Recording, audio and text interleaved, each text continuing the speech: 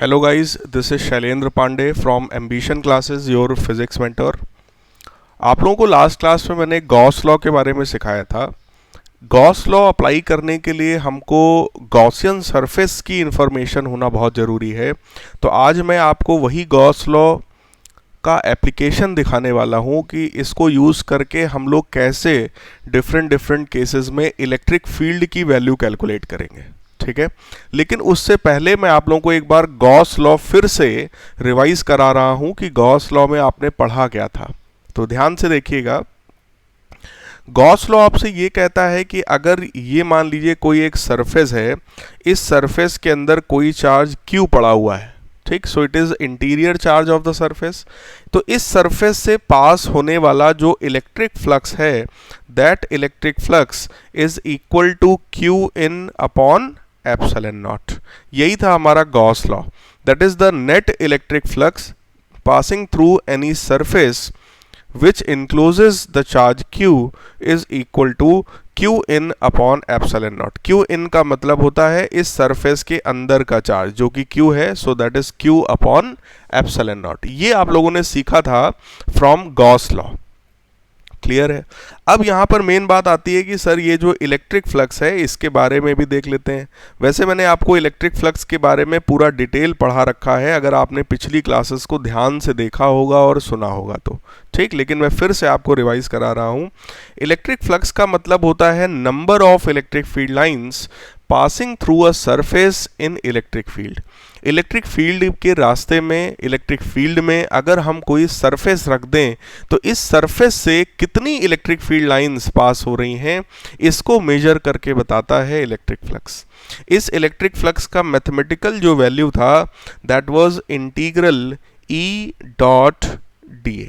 मतलब electric field vector area vector का अगर डॉट प्रोडक्ट हम लोग ले लेंगे तो हमको इलेक्ट्रिक फ्लक्स की वैल्यू मिल जाएगी।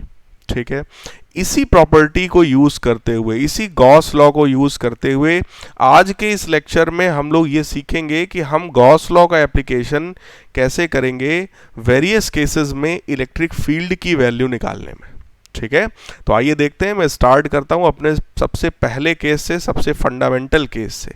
सो आप सभी लोग मेरे साथ अपने नोट्स बनाते जाइएगा। वैसे मैं आपको PDF फाइल भी प्रोवाइड करता हूं इस क्लास में ही, लेकिन फिर भी अगर आप लोग नोट्स साथ में बनाते जाएंगे और बाद में अगर आपको ज़रूरत है, आपकी कोई लेक्चर छूट गया या कोई चीज़ आप कम लिख पाए, तो वो आप PDF से देखकर कंप्लीट कर लीजिएगा, आपका बेनिफिट रहेगा।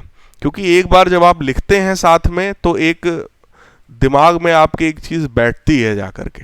ठीक है, तो चलिए हम लोग इसके सबसे पहले एप्लीकेशन की तरफ बढ़ रहे हैं, starting from the very first application, that is first application जो कि है electric field. So first heading I am writing electric field due to a point charge. किसी पॉइंट चार्ज की वजह से क्या इलेक्ट्रिक फील्ड होती है, that we are going to calculate using Gauss law. तो ध्यान से देखो यार, जैसे अगर कोई एक पॉइंट चार्ज है, फॉर एग्जांपल मान लो ये कोई एक चार्ज Q है, इस चार्ज की वजह से मैं कुछ डिस्टेंस पर, यहाँ कहीं पर मान लो पॉइंट P है जो कि इससे R डिस्टेंस पर है, और इस R डिस्टेंस के पॉइंट P पर अगर मैं इलेक्ट्रिक फील्ड निकालना चाहता हूँ तो कैसे निकालूंगा। ठीक, इसके लिए, इस टाइप के क्वेश्चंस के लिए we can use Gauss theorem in a very easy manner. Gauss theorem क्या कहता है कि यहाँ पर एक कोई ऐसा सरफेस होना चाहिए जो इस चार्ज को एनक्लोज करे। ठीक है, तो आप लोग खुद सोचो, अगर मुझे चार्ज को इनक्लोज करना है तो बहुत सबसे सिंपल एक सरफेस मैं P पॉइंट से होता हुआ मान सकता हूँ। Late us suppose that surface is a sphere. भाई मान लेते हैं वो सरफेस क्या है, एक स्फीयर है जिसका रेडियस बच्चों R के बराबर है। तो R रेडियस का मैंने ये देखिए एक डॉटेड एक सरफेस बनाया, ये सरफेस क्या कहलाता है, this is your Gaussian surface. मैं बहुत फंडामेंटल मैनर में आपको ये बना करके दिखा रहा हूँ कैसे आप क्या सोच करके मैं गॉसियन सरफेस बना रहा हूँ। ठीक। So this is a Gaussian surface. अब बहुत से बच्चों के मन में आ रहा होगा सर आपने स्फीयर ही क्यों बनाया, सर आप यहाँ पर एक क्यूबॉइड भी तो बना सकते थे, क्यूब भी तो बना सकते थे, या कोई और फिगर भी तो बना सकते थे। तो बेटा आपकी बात बिल्कुल सही है, हम लोग कुछ भी बना सकते थे यहाँ पर, लेकिन हम लोग जब भी गॉसियन सरफेस बनाते हैं, अब आप ध्यान से देखो, मैं ऊपर ले चल रहा हूं आपको, गॉसियन सरफेस बनाने का एम था गॉस लॉ अप्लाई करना। गॉस लॉ में हमको फाई चाहिए जो कि फ्लक्स है, और फ्लक्स निकालने के लिए बेटा इलेक्ट्रिक फील्ड और एरिया, ये दो चीज चाहिए।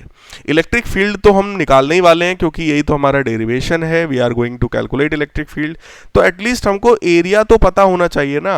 इस वजह से हमने सरफेस ऐसा हम मानते हैं जिसका एरिया हमको बहुत ईजिली पता हो, जिसमें हमको बहुत ज़्यादा टेंशन लेना ना पड़े, ईजिली हमको एरिया पता हो। इस वजह से हम लोग generally sphere, cylinder, cuboid, cube, इस तरीके की सरफेस मान लेते हैं जिसका एरिया हमको पता हो, ठीक है। बाकी और कोई रीज़न नहीं है इसको यूज़ करने का। क्लियर है गाइस? तो आइए मैं इसमें अप्लाई करता हूं। So applying Gauss theorem, Gauss theorem हमसे कहता है कि भाई जो इलेक्ट्रिक फ्लक्स है that is equal to Q in upon epsilon not. Electric flux क्या होता है? Closed integral of E dot d A is equal to Q in upon epsilon not. बहुत ध्यान से देखिए, अगर ये पॉजिटिव चार्ज है, if this is a positive charge, तो इसकी वजह से पी पॉइंट पर जो इलेक्ट्रिक फील्ड होगी बेटा वो अवे फ्रॉम इट होगी, भाई इससे दूर होगी। मैं यहाँ पर एक छोटा सा ऐसा अगर मैं एक सरफेस मान लूँ भाई, क्योंकि हम यहाँ पे ई डॉट डी ए लिख रहे हैं तो हमको एक छोटा सा एरिया मानना पड़ेगा ना, तो हमने एक छोटा सा एरिया मान लिया भाई, लेट अस सपोज ये एरिया डी ए है। अब आप मुझे खुद बताइए, इस डीए एरिया पर अगर मैं यहाँ पर इलेक्ट्रिक फील्ड देखूंगा तो ये पॉजिटिव चार्ज है, पॉजिटिव चार्ज तो किसी भी केस में हमेशा खुद से दूर इलेक्ट्रिक फील्ड क्रिएट करता है। तो ये देखिए इलेक्ट्रिक फील्ड का वेक्टर तो इस डायरेक्शन में हो गया। अब अगर मैं आपसे पूछूं इस डीए एरिया का डायरेक्शन क्या होगा, तो मैंने आपको ये लास्ट क्लास में सिखाया था, area vector is always perpendicular to the surface, surface के परपेंडिकुलर होगा बच्चों। तो आप क्या कर रहे हो, आप इस सरफेस के परपेंडिकुलर, ये देखिए आप डीए वेक्टर भी बना रहे हैं, ये डीए वेक्टर है, ये इलेक्ट्रिक फील्ड वेक्टर है। अब आप लोग मुझे खुद बताइए इन दोनों के बीच का एंगल कितना है भाई?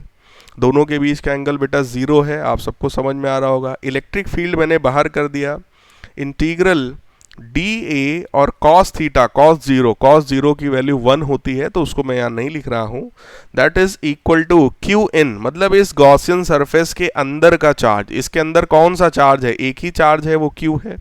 सो that is equal to Q upon epsilon not. Electric field हमको निकालनी थी और ये इंटीग्रल है, ये इंटीग्रल किसका है बच्चों? इस गॉसियन सरफेस का इंटीग्रल है, इस डीए का इंटीग्रल है। डीए का इंटीग्रल मतलब ये पूरा सरफेस का एरिया। आपने जो गॉसियन सरफेस माना था वो आपने एक स्फीयर माना था, देखो सर्किल नहीं माना है बेटा, क्योंकि सर्किल उस चार्ज को एनक्लोज नहीं करेगा, स्फीयर उसको एनक्लोज करेगा। सोचो अगर किसी को बंद करना है किसी कमरे में तो सर्किल नहीं हो सकता, that must be a sphere. तो स्फीयर अगर है तो स्फीयर का एरिया हम रखेंगे, that is 4 pi r square is equal to Q upon epsilon not. और आप चेक करो यहाँ से इलेक्ट्रिक फील्ड की वैल्यू आ गई 1 upon 4 pi epsilon not Q upon r square. तो एकदम सिंपली आप देखिए मैंने वही फॉर्मूला डिराइव कर दिया है जो आप लोगों ने गॉस थ्योरम की मदद से डिराइव किया था, ठीक है। सो it is a very easy method for finding out the electric field. Electric field निकालने का एक बहुत प्यारा, बहुत ही इजी सा मेथड है ये।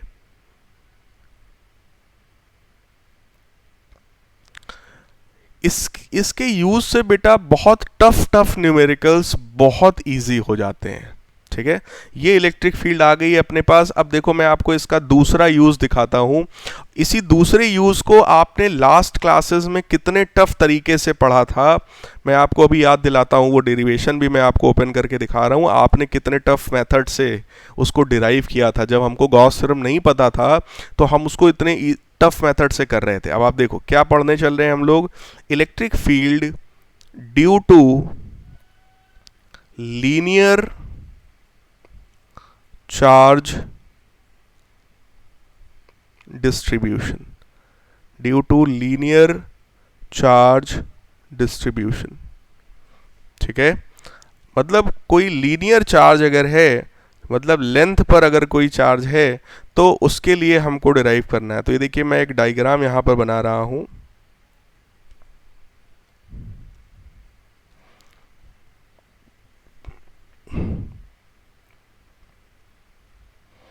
ये हमने आपको एक लीनियर चार्ज दे दिया। इस पूरे चार्ज पर पूरे लेंथ में मान लीजिए पॉजिटिव चार्ज है। अब आपको कुछ कुछ तो याद आ ही रहा होगा। इसकी लेंथ बच्चों कितनी है? इनफाइनाइट है। It is a very long. ठीक है, तो नीचे भी इनफाइनाइट तक जाएगा, ऊपर भी ये इनफाइनाइट तक जाएगा। बहुत लंबा एक वायर है जिसमें पूरे वायर में पॉजिटिव चार्ज है। आप देखो इसके बारे में मैंने आपको इसकी इलेक्ट्रिक फील्ड मैंने डिराइव कराई थी, वो मैंने आपको, एक मिनट मैं देखो दिखा रहा हूँ आपने कहाँ पर उसको डिराइव किया था। इस लेक्चर में नहीं था।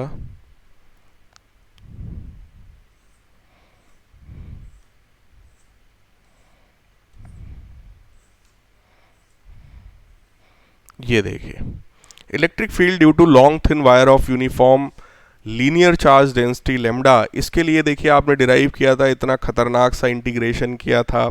फाइनली आपने ये आंसर निकाला था, lambda upon 2 pi epsilon not r.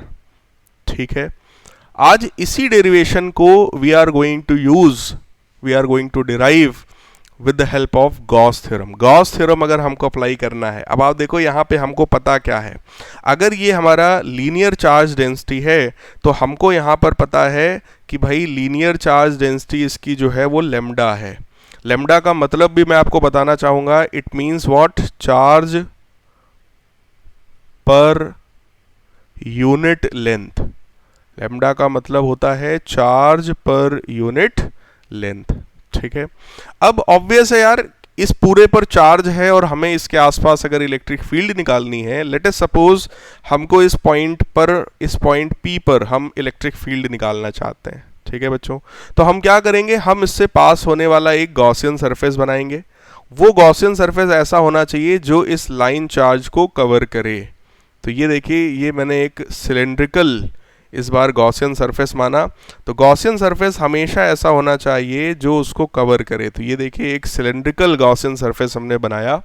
ठीक है, we want to find out, let us suppose electric field हम इस लाइन पर मान लो किसी एक पॉइंट पर निकालना चाहते हैं। ठीक है, मान लो हम यहाँ पर इलेक्ट्रिक फील्ड निकालना चाहते हैं, ये मान लीजिए हमारा पॉइंट P है। ठीक, तो हमने क्या किया, हमने R रेडियस का और L लेंथ का एक गॉसियन सरफेस बनाया, जो कि आपको दिख रहा होगा एक सिलेंडर है। तो ये सिलेंडर क्या है? It is a Gaussian surface. Gaussian surface हमेशा वो होता है, याद करो, जो चार्ज को एनक्लोज करता है। दैट्स इट, और कुछ भी इसमें दिमाग नहीं लगाना है, चार्ज एनक्लोज्ड होना चाहिए, दैट्स इट। ठीक, तो ये देखिए, ये हमने एक गॉसियन सरफेस बनाया। क्लियर? अब इस गॉसियन सरफेस के लिए हमको गॉस लॉ लगाना है। So according to Gauss law, according to Gauss law, भाई जो इलेक्ट्रिक फ्लक्स है that is equal to Q in upon epsilon not. Electric flux को हम लोग लिख सकते हैं closed integral E dot dA is equal to Q in upon epsilon not. अब यहाँ पर सोचने वाली बात है कि अगर सरफेस हमारा इस तरीके का एक सिलेंड्रिकल सरफेस है, तो इस सरफेस में कितने टाइप के एरियाज होते हैं बेटा? दिमाग पे थोड़ा सा जोर डालिए। अगर सिलेंड्रिकल सरफेस है तो कितने टाइप के एरियाज होते हैं? क्योंकि हमको इंटीग्रल करना है ना, एरिया के रिस्पेक्ट में इंटीग्रेट करना है हमको, तो हमको ये तो पता होना चाहिए कि कितने टाइप के एरियाज यहाँ पर होते हैं। भाई अगर हम स्फीयर की बात कर रहे थे तो स्फीयर में सिर्फ एक टाइप का एरिया होता है, जिसको हम लोग क्या बोलते हैं? टोटल सरफेस एरिया, जिसकी वैल्यू होती है 4 पाई r स्क्वायर। जबकि सिलेंडर के केस में दो एरियाज होते हैं, एक एरिया एलिमेंट हम यहाँ पर मान रहे हैं जो कि इसके कर्व्ड सरफेस पर है, जिसकी वैल्यू होती है 2 पाई आर एल, और एक हम यहाँ पर कंसीडर करेंगे जो इसके क्रॉस सेक्शन पर है बच्चों। ये क्रॉस सेक्शनल एरिया है जिसकी वैल्यू पाई आर स्क्वायर होती है, ये वाला area.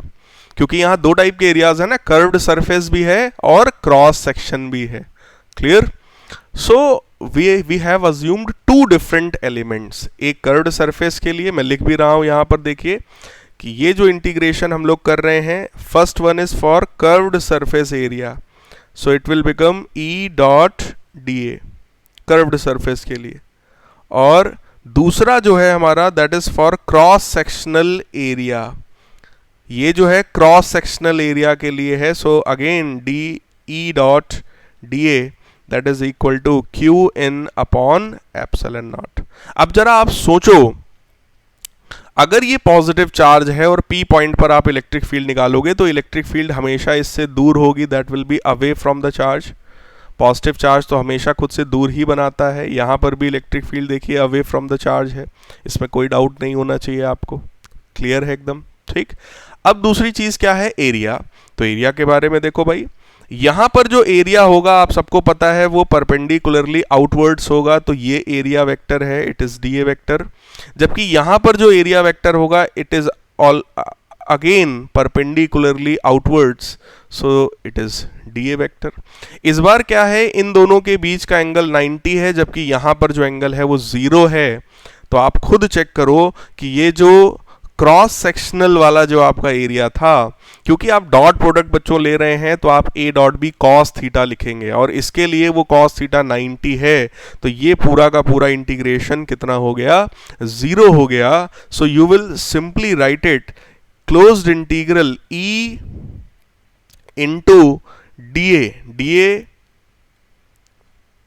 Cos 0 is equal to Q in. अब इस कर्व्ड सरफेस के अंदर कितना चार्ज है? ठीक है, कितना चार्ज है भाई? यहां पर सोचो, लीनियर चार्ज डेंसिटी हमको गिवन है लैम्डा। अगर लीनियर चार्ज डेंसिटी बच्चों लैम्डा है तो हम क्या बोलेंगे? Lambda is equal to Q by L.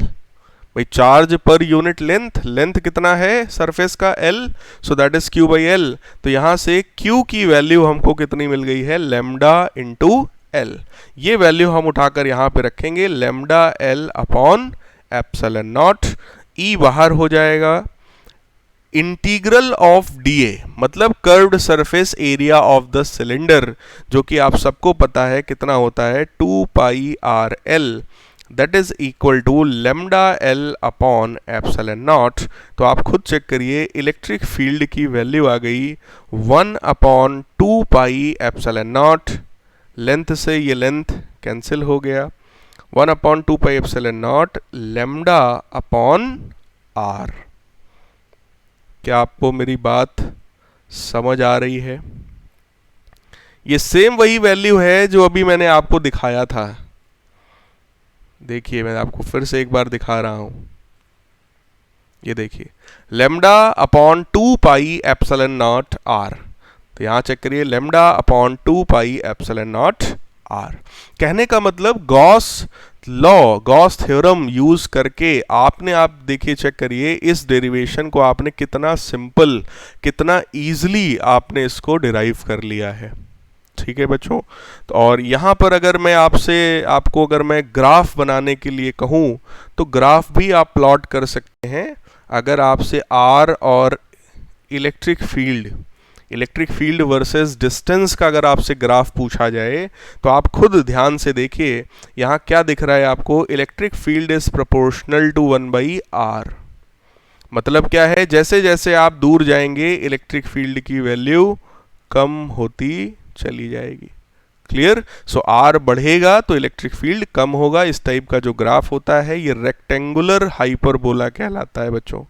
अब आप लोग 12th क्लास में आ गए हैं तो आपको ये चीज़ें पता होनी चाहिए। इस टाइप का ग्राफ रेक्टेंगुलर हाइपरबोला कहलाता है। ठीक है, तो इस तरीके का ग्राफ हो गया, बहुत सिंपल है। आइए इसको और भी कई जगह पर मैं आपको अप्लाई करके दिखा रहा हूं। Coming towards next derivation, third derivation पर आ जाते हैं भाई। सो थर्ड केस क्या है? Electric field due to plane sheet of charge. अगर प्लेन शीट ऑफ चार्ज है तो उसकी वजह से क्या इलेक्ट्रिक फील्ड होगी और कितनी इलेक्ट्रिक फील्ड होगी भाई? अब इसको हम लोग कैसे करेंगे, आप ध्यान से समझिए। प्लेन शीट ऑफ चार्ज है इस बार, तो मैं उसका भी एक डायग्राम में बना रहा हूं।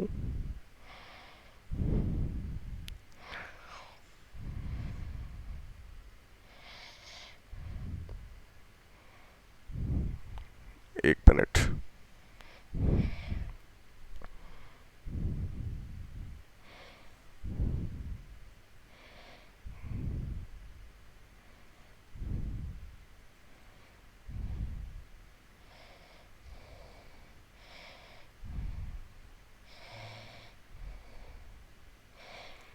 मान लीजिए इस तरीके की एक प्लेन शीट ऑफ चार्ज है और इस पूरे शीट पर late us suppose positive charge है,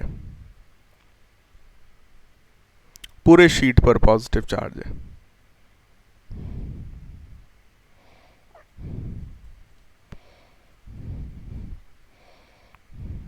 ठीक, पूरे शीट पर पॉजिटिव चार्ज है और इसकी जो सरफेस चार्ज डेंसिटी है, देखिए मैं लिख रहा हूं, ध्यान से समझ लीजिएगा। इसकी जो सरफेस चार्ज डेंसिटी है SCD, वो है सिग्मा। सरफेस चार्ज डेंसिटी का मतलब होता है चार्ज पर यूनिट एरिया। ठीक है, इसके यूनिट एरिया में कितना चार्ज है। सो it is what? It is charge per unit area. Unit area में इसके जो चार्ज है वो सिग्मा है। ठीक है, इस बार इस टाइप के सरफेस के लिए हमको फिर से इसके आसपास इलेक्ट्रिक फील्ड निकालनी है। एक चीज आप पीछे वाले इस डेरिवेशन में देखिए।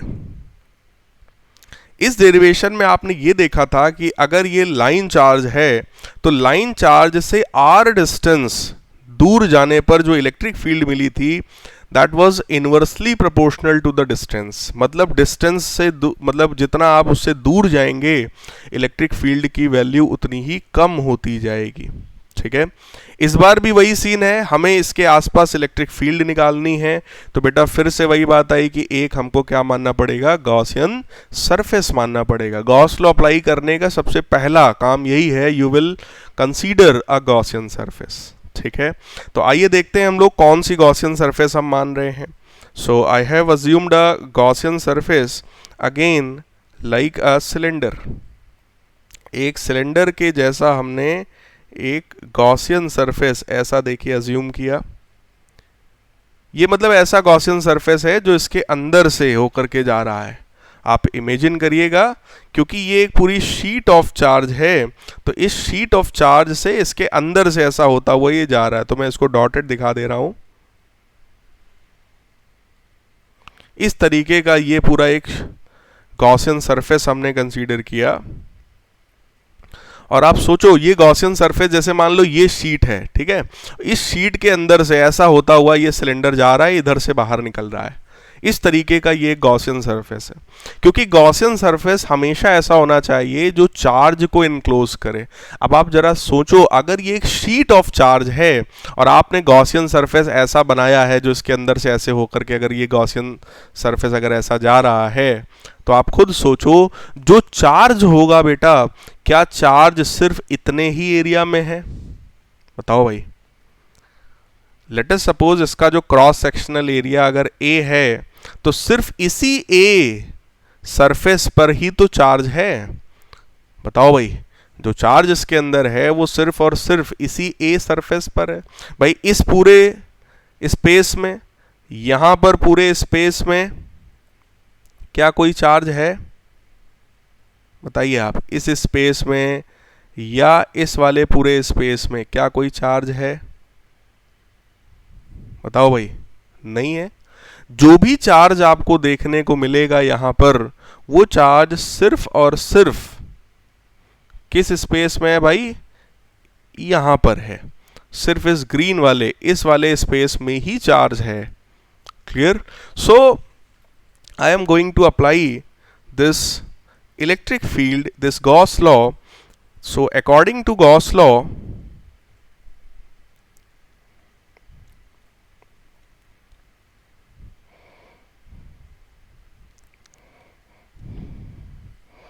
we can say the electric flux is equal to q in upon epsilon naught.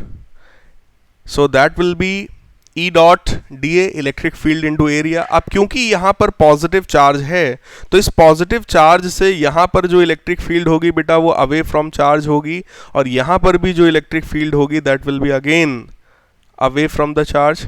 ये इलेक्ट्रिक फील्ड लेफ्ट साइड में, जबकि ये इलेक्ट्रिक फील्ड राइट साइड में होगी. ठीक. Again we will consider a Gaussian surface, क्योंकि गॉसियन सरफेस तो आपने ये बना ही दिया है. ये है आपका गॉसियन सरफेस. तो हमको एक एलिमेंट लेना पड़ेगा. तो देखिए मैं आपको रेड कलर से, रेड नहीं, मैं आपको ऐसा कलर लूं जो इसमें नहीं है, तो मैं ग्रीन कलर से ले रहा हूं. एक मैं सरफेस यहां पर ले रहा हूं कर्व्ड सरफेस पर, और एक मैं एरिया यहां पर ले रहा हूं इसके क्रॉस सेक्शन पर. जो क्रॉस सेक्शनल एरिया है वो आप चेक करिए इधर की तरफ है, इलेक्ट्रिक फील्ड की डायरेक्शन में इस बार, और जो कर्व्ड सरफेस एरिया है that is perpendicular to the electric field. अब आप खुद सोचो, यहां पर इलेक्ट्रिक फील्ड राइट साइड में है, इलेक्ट्रिक फील्ड तो अवे ही होगी भाई. इस केस में कर्व्ड सरफेस पर जो एंगल है वो 90 है. तो एकदम सेम जैसे मैंने पिछले वाले केस में लिखा था, एकदम उसी तरीके से मैं लिख रहा हूं integral E dot d A for curved surface area plus closed integral E dot d A for cross sectional area. किसके लिए? क्रॉस सेक्शनल एरिया के लिए. That is equal to Q in upon epsilon not. Clear है guys? अब ध्यान से आप देखिएगा, इस बार क्या है कि जो कर्व्ड सरफेस पर जो पॉइंट है, जो एरिया है, वो 90 डिग्री बना रहा है बेटा, और cos 90 जीरो होता है, इसलिए इस बार कर्व्ड सरफेस वाला जो इंटीग्रल है इसकी वैल्यू जीरो हो जाएगी. तो जो वैल्यू बचेगी वो सिर्फ और सिर्फ किसके लिए बचेगी? क्रॉस सेक्शन पर बचेगी.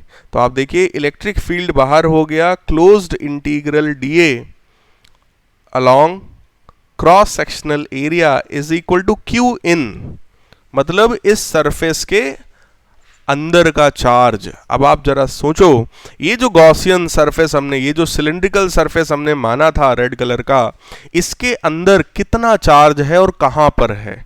तो ये बात मैंने आपको पहले ही बताया था कि इसके अंदर सिर्फ इस स्पेस में, ये जो ग्रीन कलर से मैंने दिखाया है, सिर्फ इस ग्रीन कलर से शेडेड एरिया में ही तो चार्ज है बेटा. और वो एरिया क्या है जरा इमेजिन करिए, वो एक सर्किल है. दैट इज अ सर्किल जिसका क्रॉस सेक्शनल एरिया ए है. तो वहां पर बेटे चार्ज कितना हो गया? That is sigma into area. भाई सरफेस चार्ज डेंसिटी का मतलब ही यही होता है, charge per unit area. So charge will be equal to sigma into area upon epsilon not.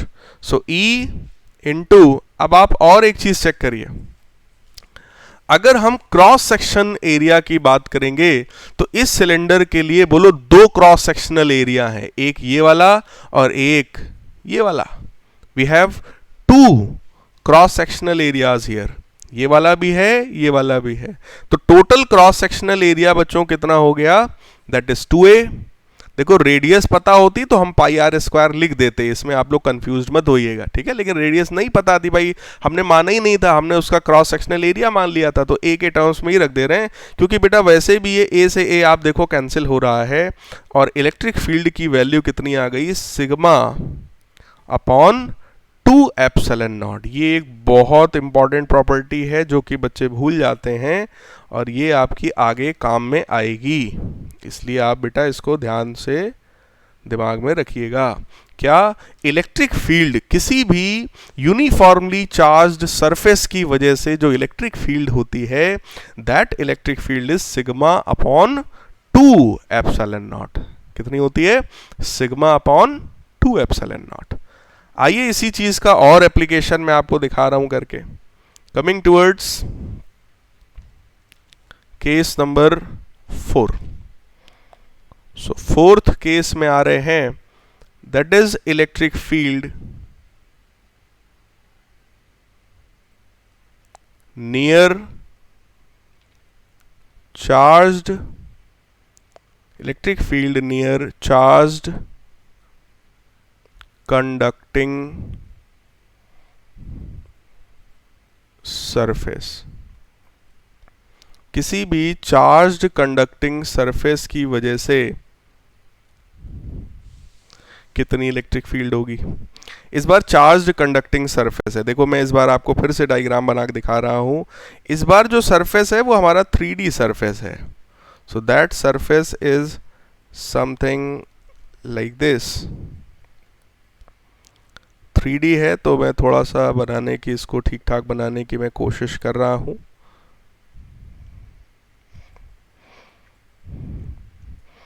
कुछ इस टाइप का आप मान लीजिए ये हमारा सरफेस है। पूरे इस कंडक्टिंग सरफेस में, पूरे इस कंडक्टर पर जो चार्ज है वो चार्ज पॉजिटिव चार्ज है पूरे पर।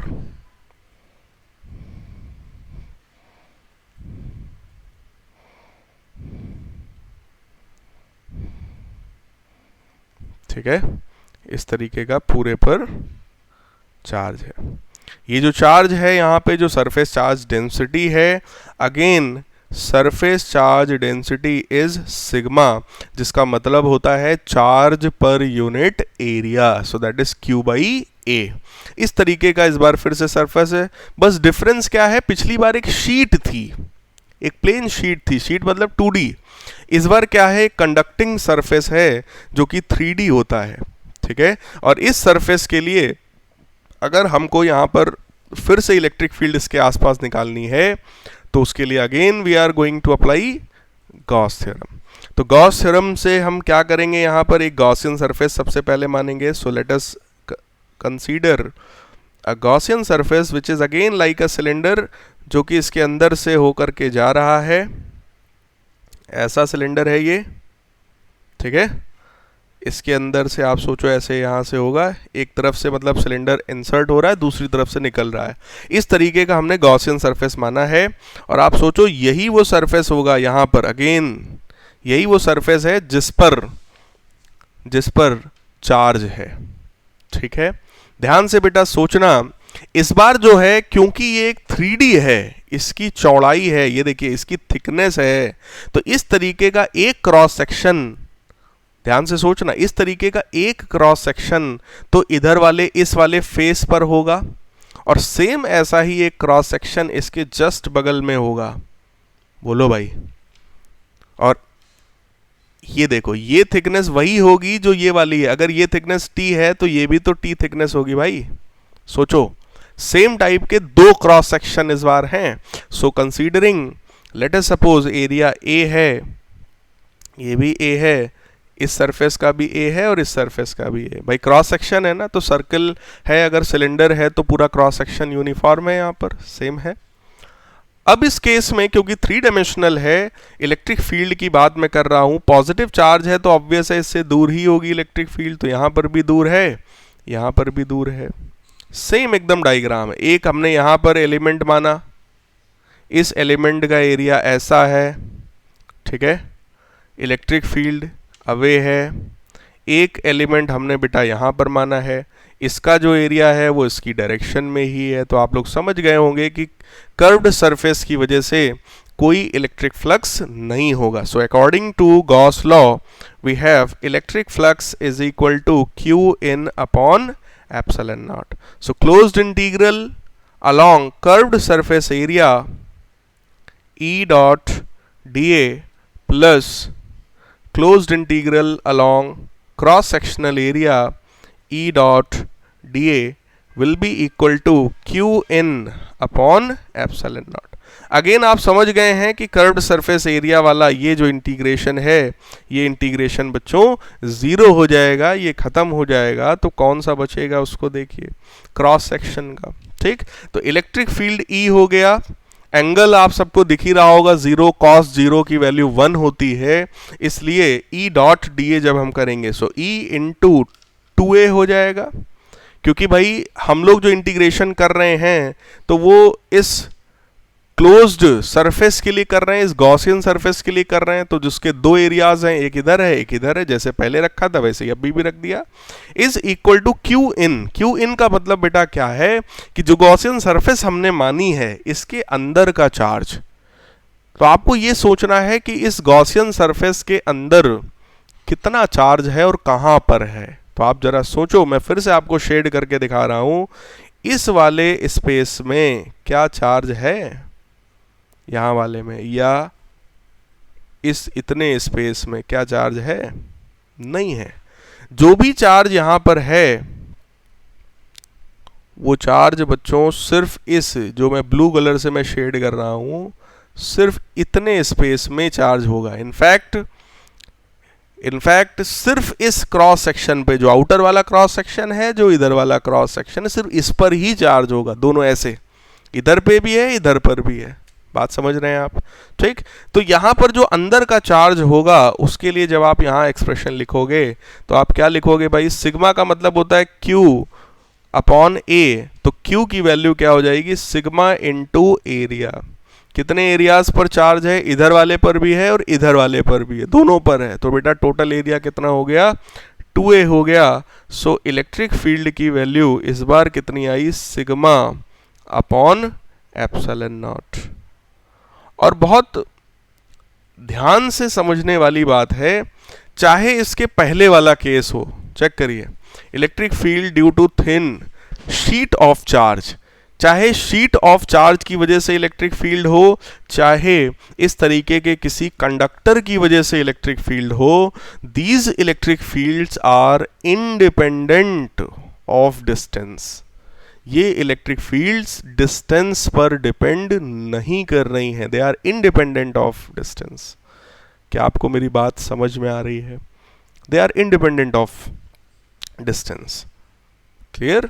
तो मैं लिख भी रहा हूं यहां पर, इसको मैं थोड़ा ऊपर शिफ्ट कर रहा हूं, and now I am writing it, electric field due to thin sheet of charge and charged conducting surface are independent of distance. इन दोनों ही फॉर्मूले में आपका एक बार फॉर्मूला आया था जब आपने शीट की बात किया था, electric field for the sheet of charge, तो आपने वैल्यू निकाली थी सिग्मा अपॉन 2 एप्सिलॉन नॉट, ये शीट की वजह से आपने निकाला था। लेकिन यही इलेक्ट्रिक फील्ड जब अभी हमने किसी कंडक्टिंग सरफेस यानी किसी कंडक्टर के लिए हमने निकाला, तब यही आया सिग्मा अपॉन एप्सिलॉन नॉट।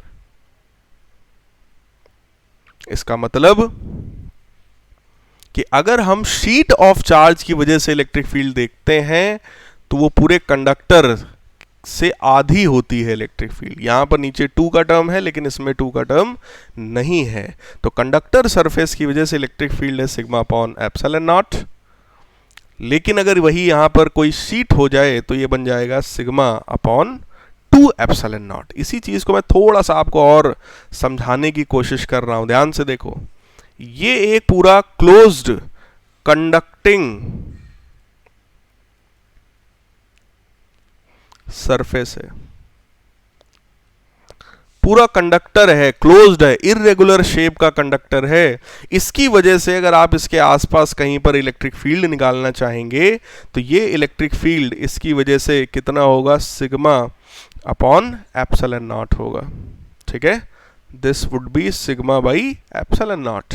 लेकिन अगर मान लो इसी में एकदम देखो वही चीज है, बस इसी में हमने यहां पर क्या किया, होल कर दिया, यहाँ पे कट कर दिया, इतना पोर्शन मैंने रिमूव कर दिया है, इतना पोर्शन क्या कर दिया मैंने यहाँ से रिमूव कर दिया है। जैसे ही आपने इसको कट करके रिमूव किया, अब बेटा अगर इसको उठा के ऐसे फैला दोगे तो ये फिर से एक प्लेन शीट बन जाएगा, ठीक है ना। ये क्या है, it will behave like a plane sheet of charge. अगर आपने इसमें जरा भी कट लगाया, इसको आपने काट दिया बीच से, तो ये क्या हो जाएगा, एक शीट की तरह बिहेव करेगा और तुरंत इसकी वजह से अगर आप इलेक्ट्रिक फील्ड यहां निकालोगे, so this electric field will be reduced to half. बात आपको समझ आ रही है? ये इलेक्ट्रिक फील्ड आपकी पहले से जस्ट आधी हो जाएगी। इसी इलेक्ट्रिक फ्लक्स पर बेस्ड मैं आपको एक न्यूमेरिकल कराने जा रहा हूं आज की क्लास में। आइए न्यूमेरिकल को देखते हैं। जो जो मैं पढ़ाता जा रहा हूं बेटा आप लिखते जाइएगा, नोट्स बनाते जाइएगा, ठीक है। और आप लोग जरूर अपने इस ऐप को, एम्बिशन क्लासेस के ऐप को जब आप देखेंगे, आपको जो होम पेज दिया गया है, इस होम पेज में सबसे नीचे आप देखो शेयर द ऐप का ऑप्शन आता है बेटा। तो आप लोग एटलीस्ट अपने सारे फ्रेंड्स में ऐप को शेयर कर सकते हैं, ताकि ज़्यादा से ज़्यादा बच्चे जाने हम लोग के बारे में, हम लोग की टीचिंग मेथड्स के बारे में जाने, उन लोग को भी पता चले हम लोग इस तरीके से क्लासेस को कंडक्ट कर रहे हैं। तो जिन बच्चों को रिक्वायरमेंट्स होगी वो लोग कांटेक्ट करेंगे, ठीक है। इतना हेल्प एटलीस्ट आप लोगों से मैं उम्मीद करता हूँ। आइए एक न्यूमेरिकल की बात करते हैं। Coming towards a numerical based on this concept, important numerical है। देखिए कहा जा रहा है electric field in a region is given by, electric field जो है वो है alpha x i cap. Electric field है अल्फा एक्स आई कैप, मतलब इलेक्ट्रिक फील्ड एक्स डायरेक्शन में है। फाइंड, ए पार्ट है, फाइंड टोटल फ्लक्स, हमको फ्लक्स निकालना है। Find total flux passing through a cube, passing through a cube bounded by surfaces x is equal to L, x is equal to 2L, y is equal to 0, y is equal to L, z is equal to 0, z is equal to L। मतलब इन coordinates के through जो cube बनता है उस cube से pass होने वाला flux बताओ। और बी पार्ट में आपसे पूछा गया है चार्ज इनसाइड दिस क्यूब बताइए, क्यू इन भी बताइए। फ्लक्स भी पूछ रहा है, क्यू इन भी पूछ रहा है। यार अब सोचो, अगर फ्लक्स मिल जाएगा तो गॉस थ्योरम यूज कर लेंगे, क्यू इन तो मिल ही जाएगा भाई। Flux is equal to Q in upon epsilon naught, तो क्यू इन जो होगा वो epsilon naught into flux, simply आ जाएगा। सारा गेम बस यही है कि भाई हम फ्लक्स कैसे निकालेंगे। तो मैं आपको इसका पहले डायग्राम मैं आपको दिखाने की कोशिश कर रहा हूं कि डायग्राम में क्या है। तो सबसे पहले मैं एक क्यूब बना रहा हूं,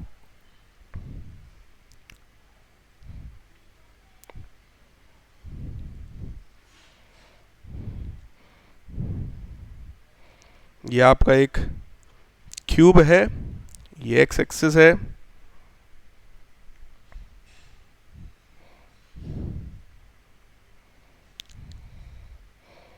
ये आपका y एक्सिस है, और इस तरीके से ये आपका z एक्सिस है, ऐसा। ये देखिए ये है आपका क्यूब, ठीक। इस क्यूब में आपसे क्या कहा गया है ध्यान से देखो। पहला कोऑर्डिनेट है x is equal to L पर, तो पहला कोऑर्डिनेट यहां कहीं पर हो गया L डिस्टेंस पर, तो यहां से L डिस्टेंस पर एक पॉइंट ये हुआ, और अगला पॉइंट है 2L पर, तो एक पॉइंट ये हो गया L और 2L। y is equal to 0 यहां पर है, फिर यहां पर y is equal to L है, तो ये लेंथ भी कितनी हो गई, क्यूब की ये लेंथ हो गई L, ठीक। ये L था, ये 2L था, तो क्यूब की ये वाली जो लंबाई है ये लंबाई भी कितनी हो गई L। भाई ऑब्वियस है यार, अगर आप क्यूब की बात कर रहे हो तो तीनों साइड L ही होगी, है ना। और z की वैल्यू भी देखो 0 थी यहां पर, और फिर यहां पर आ गए z की वैल्यू l हो गई, तो ये वैल्यू भी कितनी है, l हो गई। तो इस तरीके से मैंने क्यूब आपको बना के दिखा दिया है। आपसे बस ये कहा जा रहा है कि अगर इस पूरे स्पेस में जो इलेक्ट्रिक फील्ड है वो अल्फा एक्स आई कैप है, अल्फा एक्स आई कैप, ध्यान से सुनिएगा, ये इलेक्ट्रिक फील्ड अगर है तो इस क्यूब से पास होने वाला फ्लक्स बताइए। तो सबसे पहले मैं इस क्यूब की नेमिंग कर रहा हूं बेटा। ए पॉइंट है, ये मान लो बी पॉइंट है, ये मान लो सी पॉइंट है, ये मान लो डी पॉइंट है, ऐसे ये ई है, ये आपका एफ है, ये पॉइंट आपका जी है और ये एच है। ठीक है, ये मैंने पूरे क्यूब की आपके नेमिंग कर दिया है। यहां पर जो इलेक्ट्रिक फील्ड है, क्योंकि आई कैप लिखा हुआ है, it means it is along x direction, तो ये एक्स डायरेक्शन में इस तरीके से राइट साइड में आपकी इलेक्ट्रिक फील्ड है। क्लियर है? तो आप ये देखो कि कितना फ्लक्स, हमको फ्लक्स निकालना है ना, फ्लक्स एक स्केलर क्वांटिटी है, तो हम लोग सीधे सीधे क्या लिख सकते हैं, flux entering at face A B C D, face A B C D पर कितना फ्लक्स एंटर कर रहा है, तो वो फ्लक्स हो गया φ1, जिसकी वैल्यू कितनी है, E इंटू ए। अब आप चेक करो यहां पर जो इलेक्ट्रिक फील्ड होगी, भाई इलेक्ट्रिक फील्ड है अल्फा इंटू एक्स के बराबर। ए बी सी डी वाले इस फेस के लिए, अगर आप ए बी सी डी वाले इस फेस की बात कर रहे हैं, तो इस वाले फेस पर सोचो, इस वाले फेस के लिए जो इलेक्ट्रिक फील्ड होगी उसकी वैल्यू कितनी होगी बेटा, अल्फा इंटू एक्स है ना, तो अल्फा ही है, वो तो कांस्टेंट है। जो x है उसकी जगह हम क्या लिख देंगे, l, so it will become alpha into l, और एरिया कितना है, l स्क्वायर। तो ये फ्लक्स की वैल्यू आ गई हमारे पास अल्फा इंटू एल क्यूब। तो ये फ्लक्स यहाँ पे एंटर कर रहा है। ठीक, अगला क्या है, flux leaving at E F G H. अगर हम ई एफ जी एच वाले फेस को देखें, वहां से कितना फ्लक्स लीव कर रहा है, so that flux will be φ2, जिसकी वैल्यू है अगेन E इंटू ए। यहां पर जो इलेक्ट्रिक फील्ड की वैल्यू है that will be alpha into 2l, so 2 alpha L, L square, तो ये बन जाएगा बेटा 2 अल्फा एल क्यूब। सोचो भाई, इस वाले सरफेस की मैं बात कर रहा हूं आपसे, इधर वाले में फ्लक्स जो है वो एंटर किया है। देखो मैं आपको इधर से मैं आपको बनाकर दिखा रहा हूं, ये देखिए इस तरीके से यहां पर फ्लक्स जो है वो एंटर किया है, जबकि यहां से फ्लक्स जो है वो बाहर निकला है। ठीक, यहां पे फ्लक्स ने एंट्री किया है, यहां पे फ्लक्स बाहर गया है। तो बेटा अगर आपसे कोई पूछेगा नेट फ्लक्स कितना है, what is the net flux, so phi net, आप खुद बताइए कितना होना चाहिए भाई net flux. So phi net it should be φ2 minus φ1, जितना बाहर निकल गया माइनस जितना अंदर गया था फ्लक्स, वही तो इस पूरे क्यूब के अंदर का फ्लक्स होगा ना। तो that will be 2 alpha L cube minus alpha L cube, so it is alpha into L cube. तो नेट फ्लक्स की वैल्यू कितनी हो गई हमारे पास, that net flux has become equal to alpha into L cube. ये हमारा A part है, this is A part. B part में बहुत सिंपल था, क्यू इन हमसे पूछा गया था, तो हम सीधे सीधे बोल सकते हैं that is electric flux multiplied by epsilon not. So alpha L cube epsilon not, it is the net charge inside the cubical surface.